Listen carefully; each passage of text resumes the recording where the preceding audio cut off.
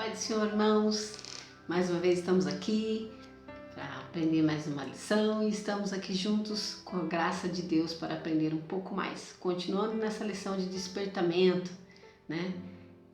Os divinos princípios de Deus em tempos de crise. E é isso que a gente vai aprender hoje também. Hoje a gente vai falar sobre a lição de número 2, que é para o dia 12 de julho, despertamento espiritual, um milagre, né? O texto áureo se encontra em Romanos 13:11, diz assim: E digo isto, conhecendo o tempo que já é a hora de despertarmos do sono, porque a nossa salvação está agora mais perto de nós do que quando aceitamos a fé. A verdade prática se diz: o despertamento espiritual é uma consequência da submissão à vontade de Deus. O despertamento espiritual é uma consequência da submissão à vontade de Deus. A leitura bíblica em classe é em Esdras 1, do 1 ao 7 e Neemias 1, do 1 ao 3. Então vamos lá. No primeiro ano de Ciro, rei da Pérsia, para que se cumprisse a palavra do Senhor por boca de Jeremias, despertou o Senhor o espírito de Ciro, rei da Pérsia, o qual fez passar pregão por todo o seu reino, como também por escrito, dizendo: Assim diz Ciro, rei da Pérsia: o Senhor, Deus dos céus, me deu todos os reinos da terra. Ele me encarregou de lhe edificar uma casa em Jerusalém, que é em Judá. Quem há entre vós de todo o seu povo que seja Deus com ele, e suba a Jerusalém, que é em Judá, e edifique a casa do Senhor, Deus de Israel. Ele é o Deus que habita em Jerusalém. E todo aquele que ficar em alguns lugares em que andar peregrinando, os homens do seu lugar o ajudarão, com prata, com ouro, com fazenda, com gados, afora as dádivas voluntárias para a casa de Deus que habita em Jerusalém. Então se levantarão os chefes dos pais de Judá e de Benjamim, e os sacerdotes, os levitas, com todos aqueles cujo Espírito Deus despertou, para subirem a edificar a casa do Senhor que está em Jerusalém.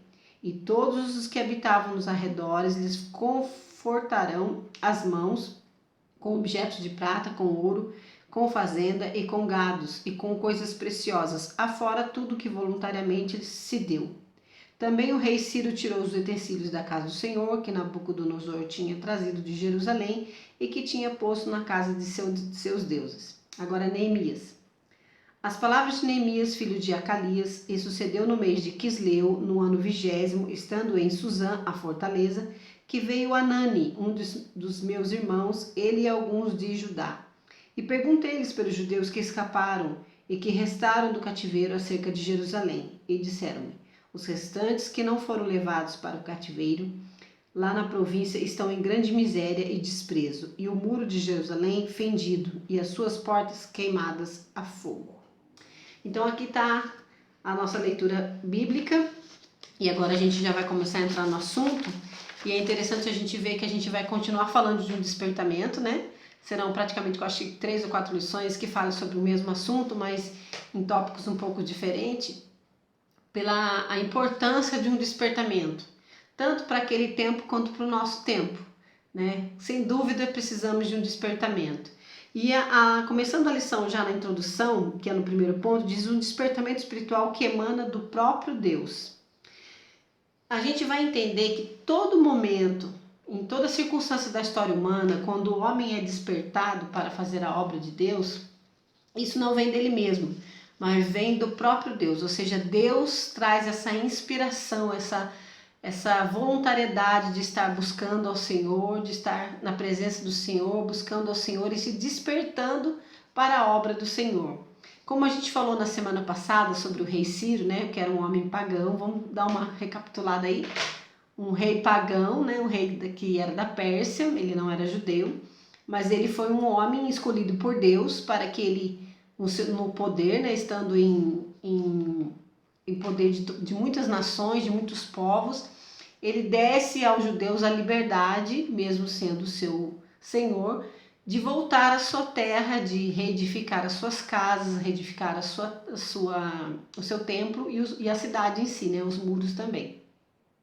Então isso foi assim um despertar de Deus, como a gente leu lá na leitura bíblica em classe, Deus despertou o espírito de Ciro para isso, né? E a gente sabe, como a gente falou na semana passada, mesmo ele não conhecendo o Deus de Israel como o povo se conhecia, Deus trouxe ao coração dele essa obra, essa vontade de fazer isso e concedeu ao povo que pudesse voltar à sua terra. Então a gente vê que até na vida de Ciro é Deus ali trazendo aquele despertar, né, para que ele permitisse que o povo voltasse. E o povo querer voltar, Daniel querendo saber quando voltaria para a terra e o povo querendo voltar, né, tendo aquela vontade de estar na sua terra de novo, poder cantar os seus cânticos, adorar o seu Deus, estar no seu templo. E isso era maravilhoso para eles. Então a gente vê aqui no primeiro ponto que isso já vem do quê? Do próprio despertamento de Deus. E a gente sabe que isso também nos nossos dias. Muitas das vezes um crente que está um pouco abatido, um pouco assim, frustrado, talvez com coisas que acontecem na sua vida, por situações e consequências que tem em sua vida, às vezes ele fica um pouco abatido, um pouco parado na situação. Mas quando Deus o desperta, quando ele dá lugar ao Espírito Santo falando no seu coração, porque a Bíblia fala que é o Espírito Santo que convence, né? Que convence o homem do pecado, da justiça e do juízo. Então esse lugar dado ao Espírito Santo traz com que um convencimento de que ele precisa agir, de que ele precisa levantar, de que ele precisa restaurar o seu altar, estar na presença de Deus e voltar aos pés do Senhor, né? Não se deixar abater pela circunstância, mas estar na presença de Deus. Então aqui a gente vê já logo nesse ponto que a vontade do Senhor é primordial e soberana. Vamos ler um versículo para ajudar nisso?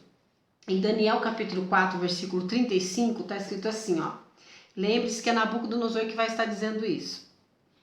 E todos os moradores da terra são reputados em nada. E segundo a sua vontade, ele opera com o exército do céu e os moradores da terra. Não há quem possa estorvar a sua mão e lhe diga, que fazes? Nabucodonosor aqui faz uma confissão, né? De que só Deus realmente tem todo o poder. Deus ele é soberano e nenhuma pessoa, nenhum homem no mundo está livre do poder de Deus, do agir de Deus. Mesmo aquele que é rebelde, aquele que muitas das vezes se afasta de Deus, aí Deus ainda tem o seu tratar com o homem, né? Segundo a sua vontade, segundo os seus propósitos, e ele se faz soberano em todas as vidas. Acho que nessa confissão que a gente sabe que Nabucodonosor está falando, ele é um dos rebeldes, vamos dizer assim, né? Deus havia manifestado muitas vezes o seu poder entre os judeus, mas ele não reconheceu essa soberania de Deus. Até que um dia Deus o leva a uma situação muito drástica, né? Muito dramática, onde ele fica, vamos dizer assim, pastando como um animal, até que pudesse reconhecer que Deus é Deus em todo lugar e que todo o poder vem de Deus, né? Então a gente sabe que essa é o mover do Senhor. Quer ver um outro versículo bom que fala sobre a grandeza e a soberania de Deus? Provérbios 21:1. Como ribeiros de águas, assim é o coração do rei na mão do Senhor. A tudo quanto quer, o inclina. Mais um que a gente vê, um versículo, e quando o coração do rei está nas mãos do Senhor, Deus o inclina para que faça a sua vontade, né? Para que obre a vontade do Senhor. Mais ainda, também quando a gente sabe que situações podem acontecer e a pessoa ainda assim, um rei não se submeter, Deus ainda assim é soberano e faz a sua vontade acontecer. Lembra-se de Faraó, né, que foi tão rebelde, não deixava o povo sair de jeito nenhum, não queria que o povo saísse do Egito. Por muitas vezes, né, vamos dizer por 10 vezes quase ou mais, até nas pragas lá, Moisés insistindo para que deixasse o povo sair e ele teimando que não, mas a vontade de Deus se cumpriu. E ele foi penalizado por isso, né? Por endurecer o seu coração e não abrir o seu coração diante da vontade de Deus. Então aqui a gente vê que a vontade de Deus é soberana. Aí alguém pode perguntar, mas irmã Solange, onde entra o livre-arbítrio? O homem não tem liberdade? Sim, o homem tem liberdade. Tem sim o livre-arbítrio, ele tem as suas escolhas, como eu falei aqui. Se você ler sobre a vida de Faraó, você vai ver que nas primeiras situações ele não está com o coração endurecido ainda. Ele continua negando, mas ele nega porque não quer mesmo, vê que vai ser prejuízo para ele. Mas por várias vezes ele negar, é Deus quem endurece o seu coração. Então a gente vê que o homem faz a sua escolha assim. E Deus não vai deixar de trabalhar porque uma pessoa é rebelde, ou porque uma pessoa não quer, ou porque uma pessoa não obedece. Deus continua fazendo seus propósitos, independente das pessoas, porque Ele continua sendo soberano, né? Nada pode, como ali, estorvar a mão de Deus. Mesmo que um rebelde, mas não dá para fazer, porque ele não quer fazer, ele não quer cumprir. Com Deus a gente sabe que não tem isso, né? Porque Deus, Ele é soberano. Então aqui a gente vê, falando sobre a vontade de Deus, e como que a nós, não só naquele tempo, aquelas pessoas, né, os servos de Deus, os homens de Deus, podiam entender a vontade de Deus, e nós também nos nossos dias. A lição foi bem clara, ela colocou aqui na parte do professor, talvez você não tenha aí na sua lição, mas eu lendo aqui você vai entender rapidinho. Como podemos saber a revelação de Deus, né? Entender quais maneiras de Deus falar conosco. Primeiro que está aqui, no ponto, a palavra falada. Quando que a gente vai lembrar da palavra falada? Quando Deus fala com Moisés, né? A própria fala de Deus com Moisés, os profetas falando também com o povo. Então a gente vê que são palavras faladas. Então Deus pode usar pessoas através de palavras faladas, como também por sonhos e visões, quando Deus fala com José, né? Outras situações lá em Atos, quando também os discípulos veem o Senhor Jesus indo embora, e os anjos vêm e falam, né? Que ali o Senhor estava indo, mas assim Ele retornaria. Então são visões e são manifestações que eles podem estar também falando, revelando a vontade de Deus. O que mais? Pelo mundo natural e os eventos históricos, ou seja, o mundo também revela a vontade de Deus. Nós sabemos que a Bíblia fala que, né, os céus e o firmamento manifestam a glória de Deus, falam da grandeza de Deus.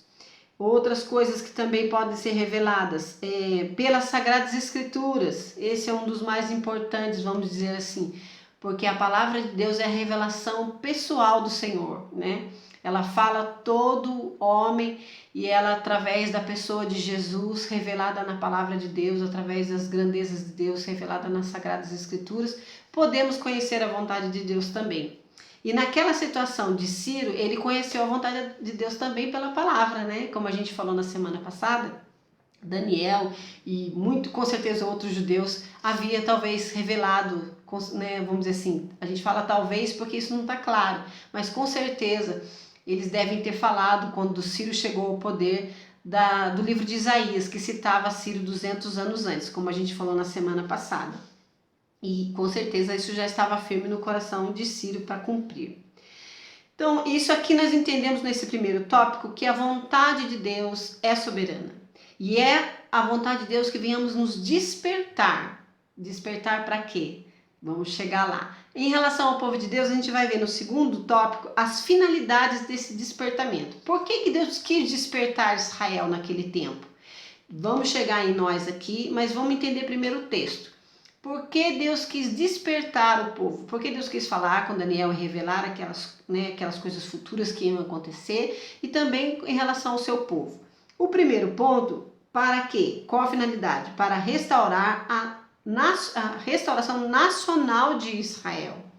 Como a gente sabe que eles foram levados cativo para a Babilônia, a cidade de Jerusalém totalmente destruída, queimada, né? O templo todo tirado as coisas de dentro, roubado, tirado, quebrado, todos os muros, parede, tudo. Aquilo, e eles não tinham mais aquela, vamos dizer assim, identificação como povo em sua própria terra. Então eles precisariam o quê? De uma restauração nacional, ou seja, eles teriam que voltar a ser a nação de Israel de novo. Não tendo mais uma nação dominando ela, mas sendo ela mesmo a própria nação. A gente sabe que isso levou um certo tempo, né, para que Israel pudesse ser Israel mesmo e não ser dominado, porque mesmo que Ciro tenha deixado eles voltar para a terra, eles ainda pagavam tributo à Pérsia, né, ainda ao rei que estava dominando eles, mas eles pelo menos estavam em sua terra, estavam no seu lugar, podiam estar na sua terra, edificando suas casas e edificando o templo de novo. Então aqui, a primeira finalidade foi uma restauração nacional. Vamos ler um versículo para isso? Jeremias 33, capítulo 30, versículo 3. Porque eis que dias vêm, diz o Senhor, em que farei tornar do cativeiro o meu povo Israel e de Judá, diz o Senhor, e torná-los-ei a trazer a terra que dei aos seus pais e a possuirão. 2 Crônicas 39. Porque em vos convertendo ao Senhor, vossos irmãos e vossos filhos acharão misericórdia perante os que levaram cativos e tornarão a esta terra, porque o Senhor vosso Deus é piedoso e misericordioso e não desviará de vós o seu rosto, se vos converterdes a ele. Então aqui a gente vê Deus falando através dos profetas, através de Jeremias, no primeiro versículo que a gente leu aqui, que Deus iria sim trazê-los de volta àquele lugar, e ali ia ser a restauração da nação de novo. Se eles estavam todos espalhados, vamos dizer assim, cada um numa cidade, sob o domínio persa, ali eles voltariam a estar de novo no mesmo lugar e podendo ser a nação de novo. Então, a finalidade foi restaurar nação. E a segunda finalidade é a restauração espiritual. Por quê? Porque se a gente entender qual foi o motivo deles estarem no cativeiro, se a gente ler lá em Deuteronômio, no capítulo 30, a gente vai entender que lá de Moisés já estava falando, Deus já estava alertando que Deus os levaria para uma terra prometida, uma terra que emana leite e mel, mas que se eles lá naquela terra se corrompessem, deixassem o seu Deus, amando outros deuses, o que aconteceria? Deus traria outros povos para subjugá-los, para levá-los cativos para outro lugar. Então, o cumprimento da palavra, né, dessa profecia de que se eles se afastassem de Deus, Deus os traria sobre um cativeiro, já tinha acontecido. Mas também tinha que Deus estaria trabalhando na vida deles através desse cativeiro para que eles se arrependessem e se voltassem a Deus. Então, todo momento que a gente vê Deus falando do cativeiro, parece algo assim forte, algo assim cruel, né? Aparentemente falando, mas no fundo Deus sempre quis uma restauração para o povo de Israel. Porque se eles estavam sendo cativos, qual era o motivo? Estavam se prostituindo, estavam se enganando com outros deuses, estavam se contaminando com outra nação. E é por isso que Deus traria sobre eles o cativeiro, para que eles tivessem um despertamento e se arrependessem de seus pecados. Então aqui a gente vê que é preciso essa restauração para o povo de Deus. Vamos ler outro versículo aqui, ó. Jeremias 30, 11. Ó, porque eu sou contigo, diz o Senhor, para te salvar, porquanto darei fim a todas as nações entre as quais te espalhei. A ti, porém, não darei fim, mas castigar-te-ei com medida, e de todo não te terei por inocente. Então, Deus tinha um motivo para aquele cativeiro, e o cativeiro era para que eles se arrependessem, para que eles voltassem ao Deus verdadeiro, para que eles não mais se contaminasse com aquela nação, né, com as nações vizinhas, adorando deuses estranhos, se prostituindo com mulheres, tendo cultos pagãos, né, misturado com aquilo que era santo. Então Deus queria o quê? Purificar o seu povo.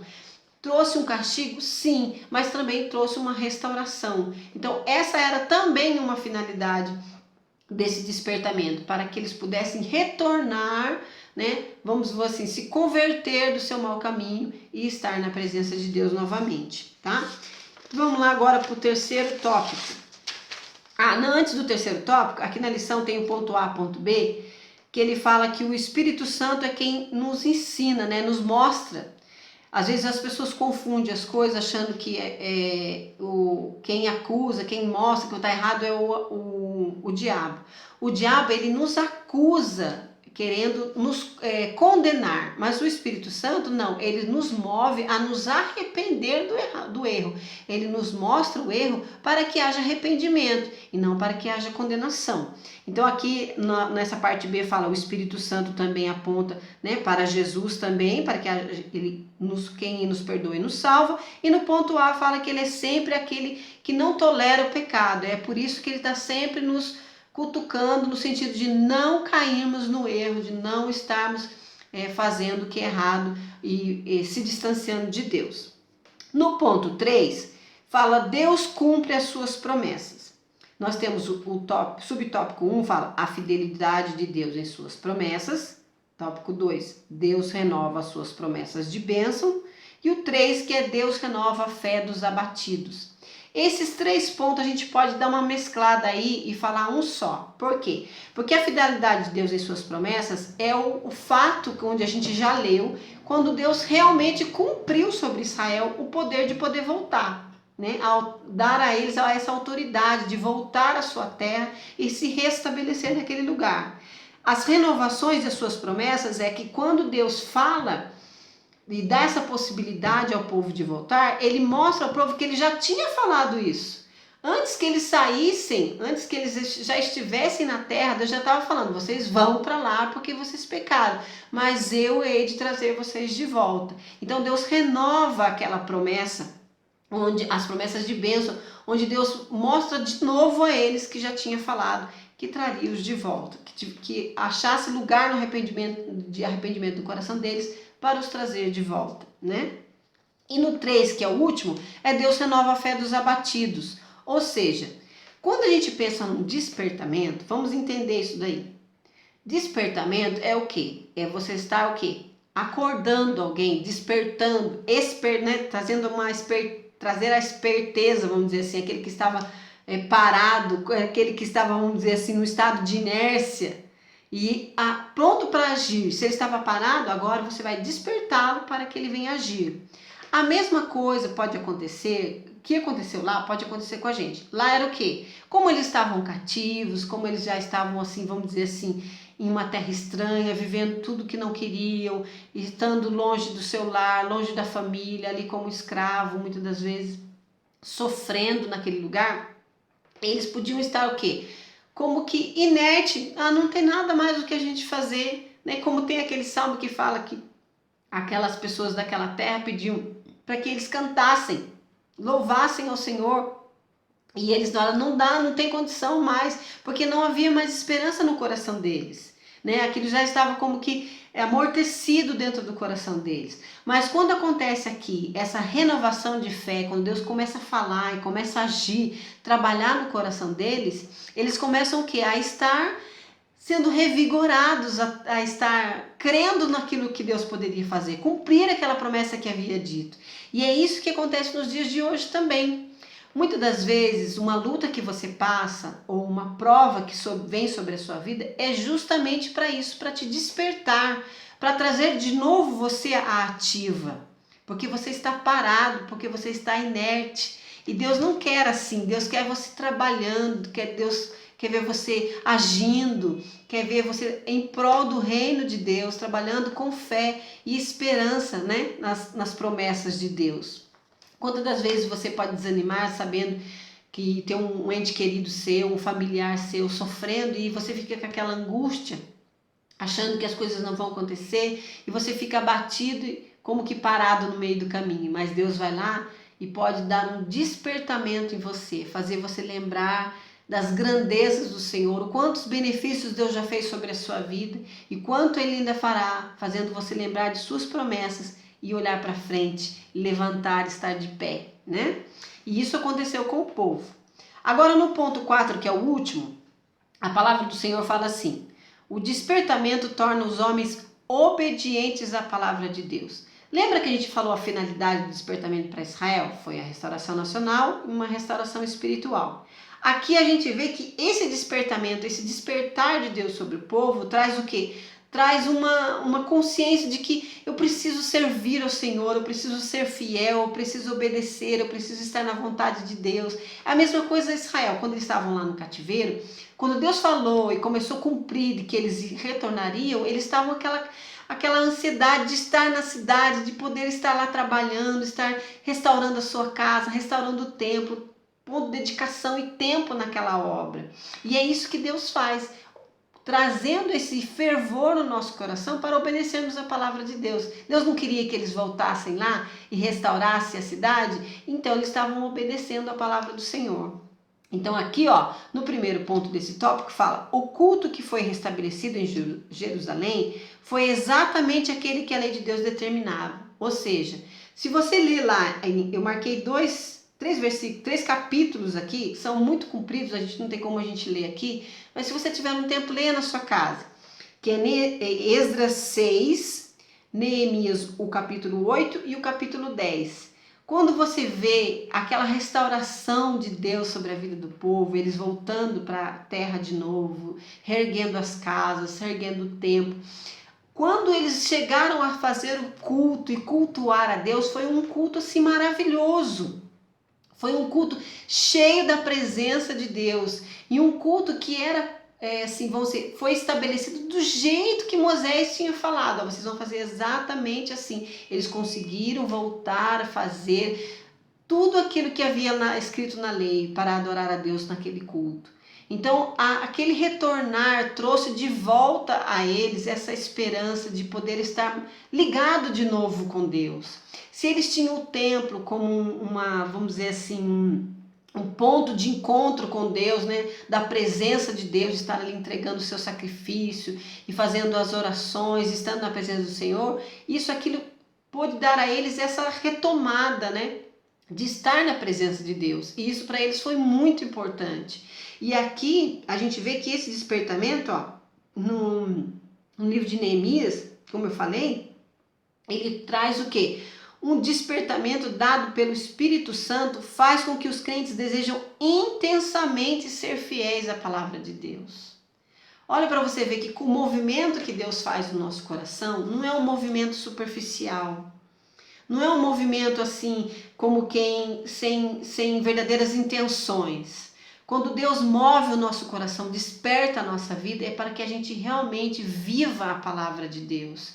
E é isso que Deus quer. Se você for comparar essas passagens que eu falei, de Esdras 6, Neemias 8 e 10, quando fala do novo culto, né, eles ali cultuando, quando Esdras está na praça lá da cidade e começa a ler a palavra de Deus, eles ficam metade do dia, de manhã até meio-dia, ouvindo a palavra de Deus.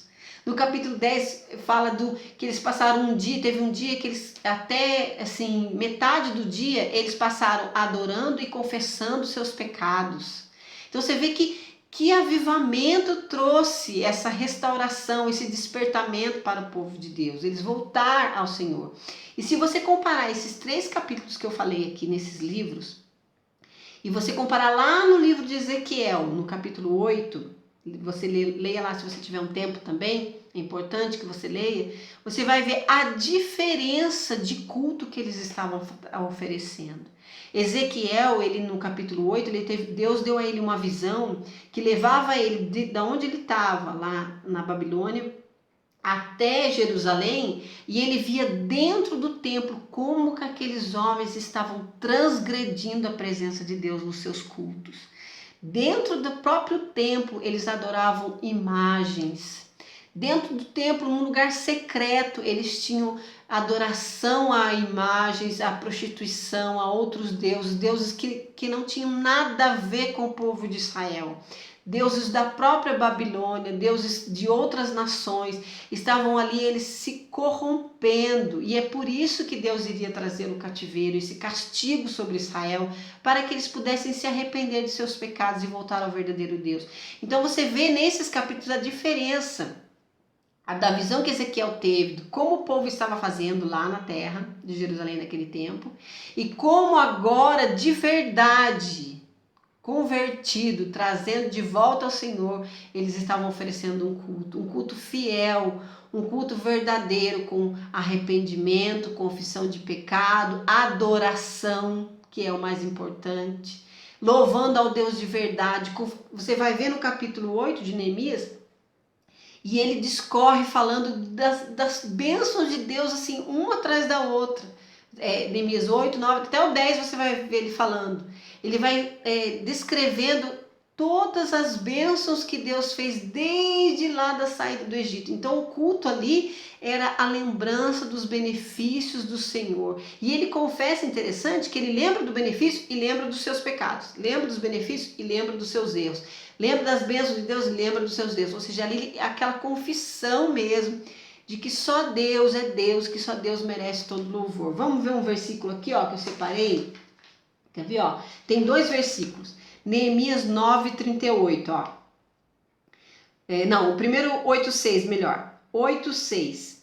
E Esdras louvou ao Senhor, o grande Deus, e todo o povo respondeu: Amém, amém, levantando as suas mãos e inclinaram-se e adoraram o Senhor com o rosto em terra. Olha que diferença de culto.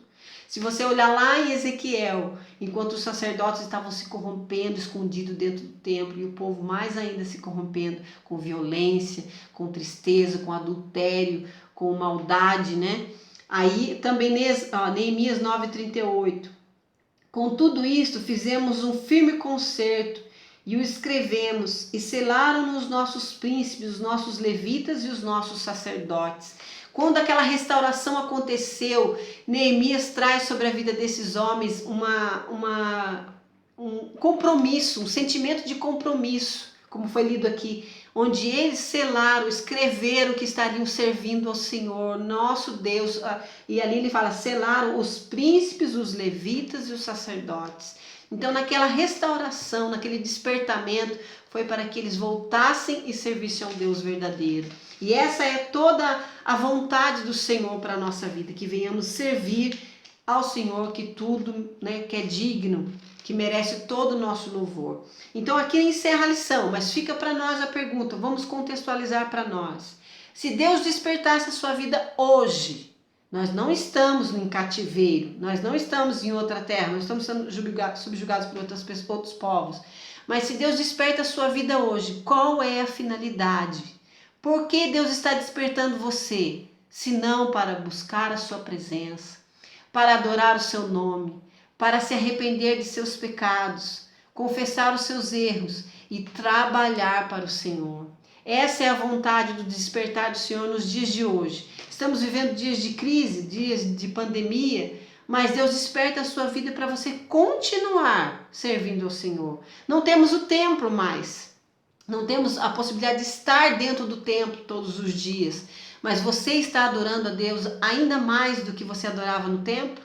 Você está servindo ao Senhor ainda mais do que você servia no templo? Essa é uma questão para nós. Deus quer nos despertar para a obra, e a obra perfeita no Senhor. E que assim seja feita a tua vontade, a vontade do Senhor na nossa vida. Então que fique isso. Vamos nos despertar sim, para fazer a obra de Deus enquanto é dia. A palavra de Deus diz, porque a noite chegará onde não há condição de trabalhar. Então que enquanto há dia, haja sobre nós o despertamento do Santo Espírito de Deus. Amém? Que semana que vem estejamos juntos de novo para mais um vídeo, mais uma escola dominical e aprendermos juntos com o Senhor Jesus. Amém.